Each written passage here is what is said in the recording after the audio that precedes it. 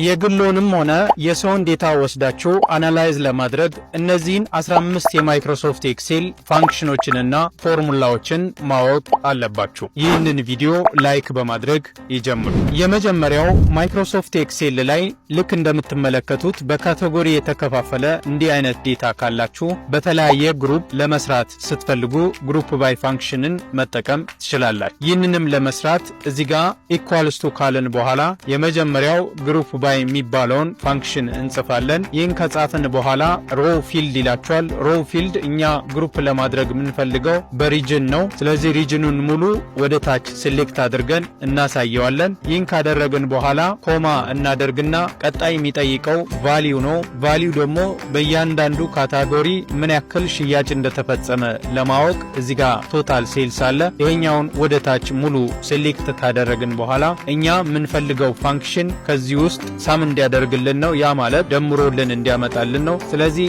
ሳም የሚባለውን ፋንክሽን ከጻፍን በኋላ ብራኬታችንን ዘግተን ኢንተር ስናደርግ እንደምትመለከቱት እዚህ ጋር ባሉት በተለያዩ ካታጎሪዎች ዴታችንን ለይቶ ያወጣልናል ማለት ነው። በዚህ ቪዲዮ ላይ ያያችሁትንና 15ቱን የማይክሮሶፍት ኤክሴል ፋንክሽኖችንና ፎርሙላዎችን የያዘ ሙሉ ቪዲዮ ባዮ ላይ ባለው የዩቲዩብ ሊንካችን ማግኘት ትችላላችሁ። ለብዙ ሰው እንዲደርስ ሼር ማድረጋችሁን እንዳትረሱ።